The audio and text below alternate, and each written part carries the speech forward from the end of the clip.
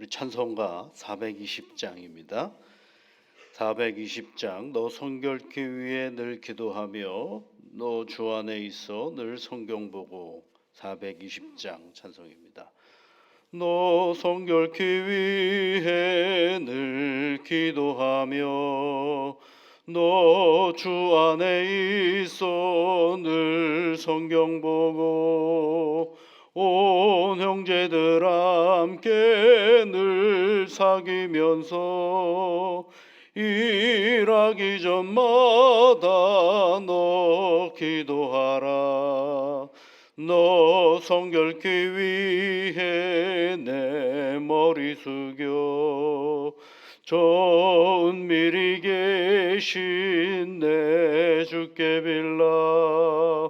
주 사귀어 살면 주 닮으리니 널 보는 이마다 주 생각하리. 너 성결케 위해 주 따라가고 일 다급하여도 당황치 말고 참 즐거울 때나 또 슬플 때나 너 주님만 믿고 늘 따라가라. 너 성결케 위해 늘 기도하며 내 소원을 주께 다 맡기어라. 너 성령을 받아 주 섬겨 살면 저 천국에 가서 더 잘 섬기리. 하나님 아버지, 이른 아침에 저희들이 하나님 앞에 기도할 수 있도록 깨워주시고 건강을 주셔서 감사를 드립니다. 하나님께 기도하는 사랑하는 주의 자녀들을 이 시간 친히 찾아오시사 한 사람 한 사람 그 간구 가운데에 임재하여 주시고 하늘의 은혜와 복으로 채우시며 도와주시옵소서. 때로는 아버지 하나님, 우리의 바람이 너무 앞서서 하나님이 원하시는 것과 구별되지 못하는 것들이 우리 안에 있을 때 기도 가운데 하나님 그것들을 바꾸어 주시사 하나님의 뜻에 합당한 간구의 제목들이 되어줄 수 있도록 성령님께서 돌보시며 이끌어 주옵소서. 때로는 우리가 간구해야 되는데 간구할 마음도 또 생각도 떠오르지 않을 때 말할 수 없는 탄식으로 우리를 위하여 간구하시는 성령님께서 우리를 위하여 하나님께 간구하여 주시사 기도 중에 깨닫게 하시고 알게 하여 주시사 하늘의 은혜와 복을 누리는 믿음의 자녀들이 다 되도록 은총을 내려 주옵소서. 하나님, 이른 아침에 하나님 앞에 간구하옵는 것은 우리 가정이 서 있고 우리 교회가 서 있는 이 나라를 위하여 기도합니다. 무엇보다도 이 땅에 살아가는 모든 이들이 저마다 자기에게 주어진 삶의 본분을 감당할 때에 억울한 일 없게 하여 주시고 애매한 고난의 자리가 되지 아니하도록 주 하나님께서 두루두루 감찰하시며 보호 인도하여 주셔서 수고의 열매가 있고 그리고 아버지 하나님 그 성취함으로 인하여 늘 감사가 넘치는 복된 이 땅에 사는 모든 이들이 되어줄 수 있도록 은혜를 내려 주시옵소서. 앞서서 이 모든 일들을 이끌어가는 위정자들이 있습니다.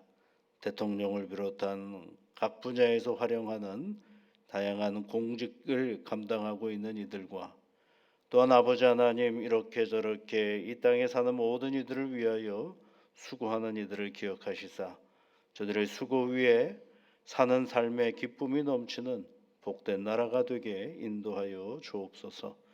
남과 북이 갈라져 살아온 지가 꽤 오랜 시간입니다. 성령 하나님 바라옵기는 이 갈라짐도 하나님의 뜻 안에서 하나 되는 기쁨도 허락하여 주옵소서. 때로는 우리가 가지고 있는 생각의 다름으로 인하여 마음이 갈라지기도 하고 정파가 갈라지기도 하고 또한 분열의 씨앗을 우리가 늘 가지고 있는 것 또한 압니다. 정치적인 소견이 좀 다르더라도 잘 듣고 서로 양보하고 타협할 줄 아는 마음의 자리가 되게 인도하여 주옵소서. 정치적인 입장이 다르다고 그것이 미움이 되지 않게 하시고, 정치적인 입장이 다르다라고 그것이 서로를 적대하는 시간이 되지 아니하도록 주 하나님께서 이 땅을 다스리시고 보호 인도하여 주시옵소서. 그리함으로 말미암아 하나님, 우리가 살아가는 이 땅의 역사 속에 하나님의 섭리를 늘 바라보고 하나님이 우리를 어떻게 도우시는지를 깨달아 알아가는 세상의 모든 사람들이 되어줄 수 있도록 이끌어 주옵시고, 이 일을 위하여 기도하는 세상의 그리스도인들이 먼저 깨어서 하나님 앞에 간구할 때마다 하나님께서 이 나라의 복으로 함께하여 주옵소서. 예수님 이름으로 기도하옵나이다.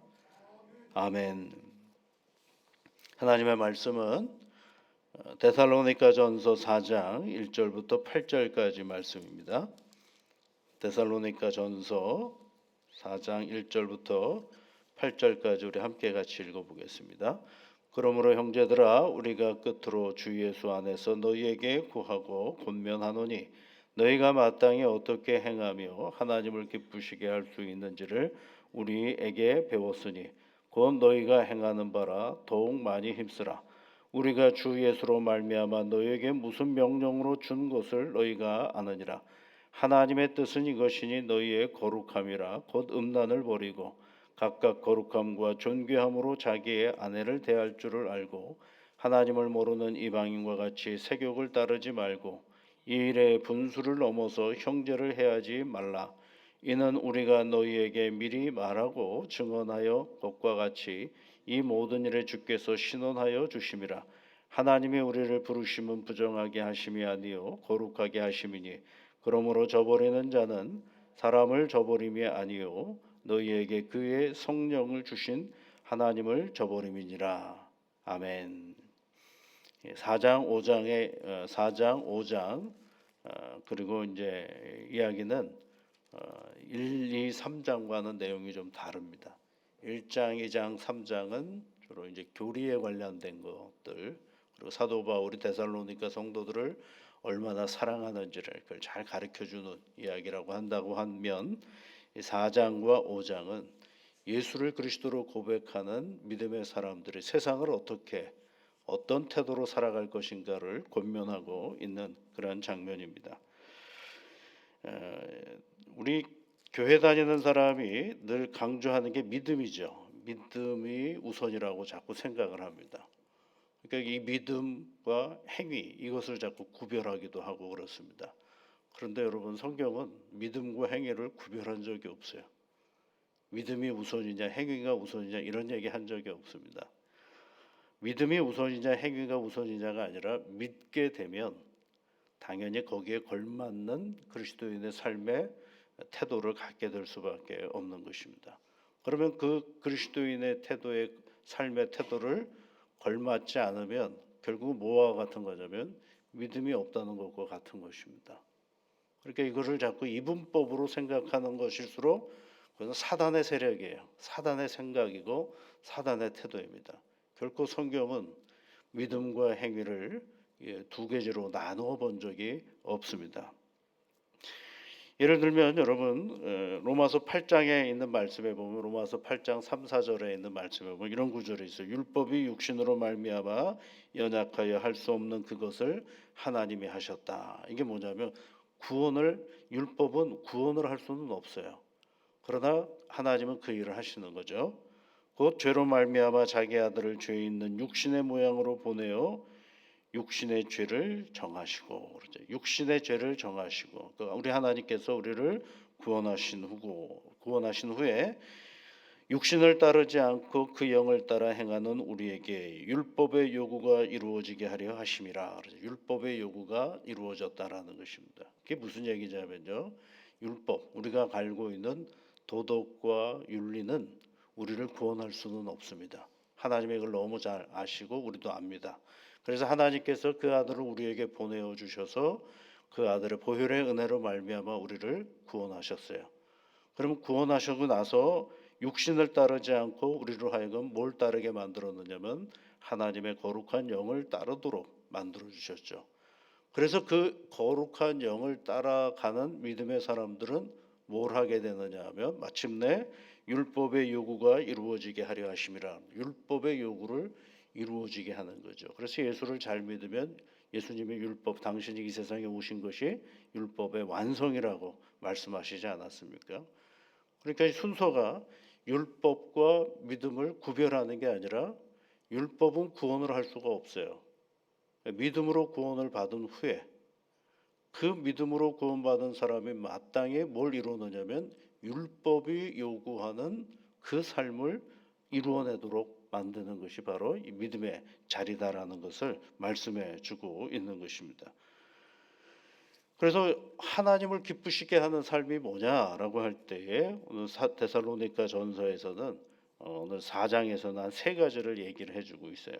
1절부터 8절까지 있는 말씀에는 성적인 자제를 얘기해주고 있고 9절부터 12절까지는 일상에서 우리가 부딪히는 일들, 다양한 일들을 우리가 부딪히지 않겠습니까? 그 일들에 대해서. 그다음에 13절부터 18절까지는 사람이 살다가 사별을 할 때가 있지 않겠어요? 그 사별은 어떤 신앙의 의미를 가지고 있는지 그 이야기를 해주고 있는 거죠. 그래서 제일 먼저 이제 등장하는 이야기가 이제 성적인 이야기가 등장하게 됩니다. 그래서 여러분 2절에 있는 말씀에 보시면 3절에 있는 하나님의 뜻은 이것이니 너희의 거룩함이라 해놓고선 거룩함이라 해놓고선 그 다음에 곧 뭘 버리라고 돼 있어요? 음란을 버려라 이렇게 돼 있죠. 지난번에 여러분 제 주일날 말씀을 드렸어요. 거룩함이 뭐라 그랬어요? 정결한 거죠. 깨끗하고 흠이 없는 겁니다. 죄가 없는 것을 말하는 것입니다. 그러면 사람에게 있어서 가장 먼저 나타나는 죄가 뭐냐면 그 당시의 삶의 자리 속에서 데살로니가나 고린도 교회가 가지고 있는 지금 사도 바울은 고린도에서 편지를 쓰고 있고요.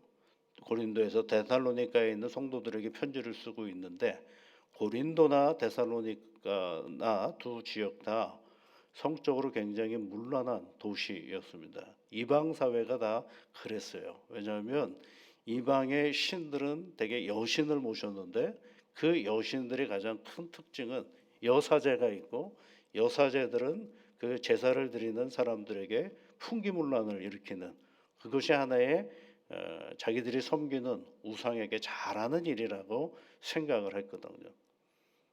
근데 그리스도교는 그렇지 않거든요.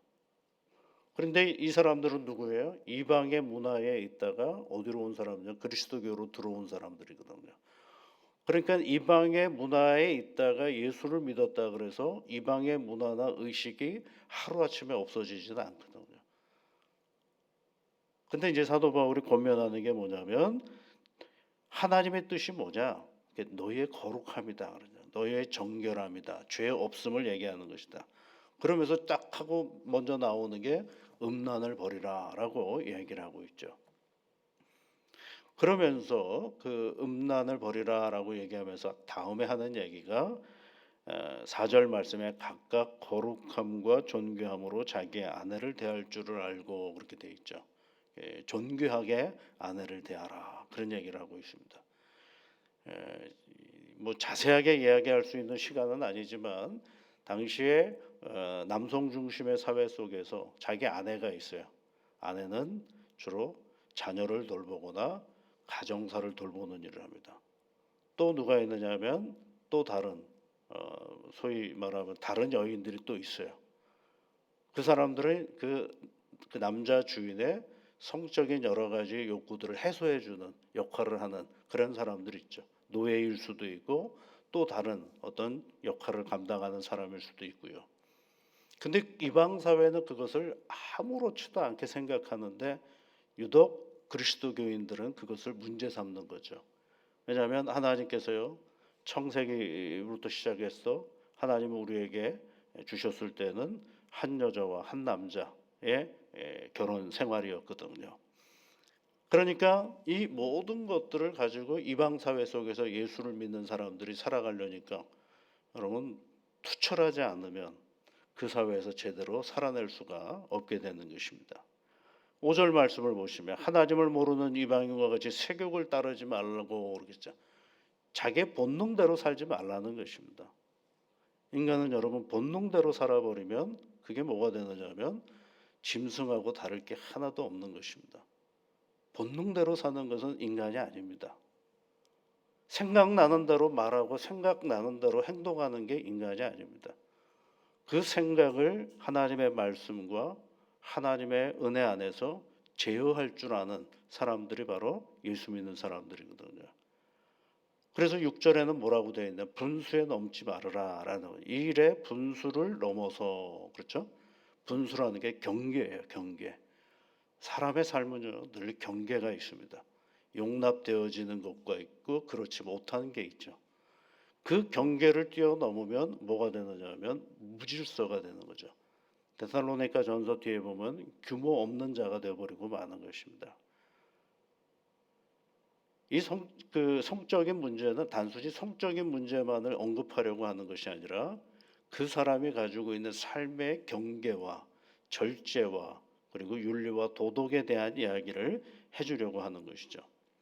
그러면서 여러분 6절을 다시 보시면 이 일의 분수를 넘어서 형제를 해하지 말라. 이는 우리가 너희에게 미리 말하고 증언한 것 같이 이 모든 일에 주께서 신원하여 주심이니라. 그렇죠. 신원한다라는 게 뭐야? 하나님은 다 아신다라는 거죠. 우리가 은밀하게 행했던 죄, 우리가 나만 알고 있다라고 생각하는 죄, 그 모든 것들을 하나님께서 신원하여 주신다라고 말씀하고 있는 것입니다. 그러면서 다시 또 얘기하죠. 3절에 있던 말씀, 4절에 있던 말씀처럼 하나님의 우리의 부르심은 부정하게 하려 하심이 아니요 거룩하게 하려 하심이다라고 얘기를 하고 있어요. 그런데 그럼에도 불구하고 우리가 이 성적인 타락의 길로 걸어가 버리면 그것은 사람을 저버리는 게 아니라 누구를 버리는 거냐면 거기에 보면 성령이 주신 하나님을 버리는 것이다라고 말해주고 있는 것이죠. 그러니까 아주 조심스럽게 예수 믿음의 이 믿음의 길을 생활의 자리 속에서 잘 살아가야 되는 거죠. 그러면 여러분 우리는 오늘 우리가 살아가는 생활 속에서 어떤 모습으로 살아가야 할 것인가? 우리가 생각하는 것처럼 일반적인 윤리와 도덕은 그렇게 함부로 거역하지는 않고 있지 않습니까? 그러나 우리 생활 속에서 이런 일들이 많아요. 첫 번째는 뭐냐면 음담패설 하지 말아야 됩니다. 사람과 사람의 관계에서 쓸데없는 남녀 관계에 관한 이야기를 절대로 하면 안 됩니다. 그것은 서로를 모욕하는 행위이기 때문입니다. 두 번째로는 그것이 우스갯소리로 변화되지 않도록 해야 됩니다. 이건 굉장히 존중한 일이고 하나님께서 거룩하게 여기시는 일이기 때문에 우리 안에 쓸데없는 그런 생각나는 대로 마음대로 하는 것들 하면 안 됩니다. 가끔 보면은 그 톡에서 이렇게 우스갯소리 같은 것들을 카톡에 이렇게 보내는 게 있어요. 여러분 그런 거 받으시면 싹 다 지워버리십시오. 그런 거 가지고 있는 것도 좋은 것도 아닙니다. 의미가 없는 것들입니다.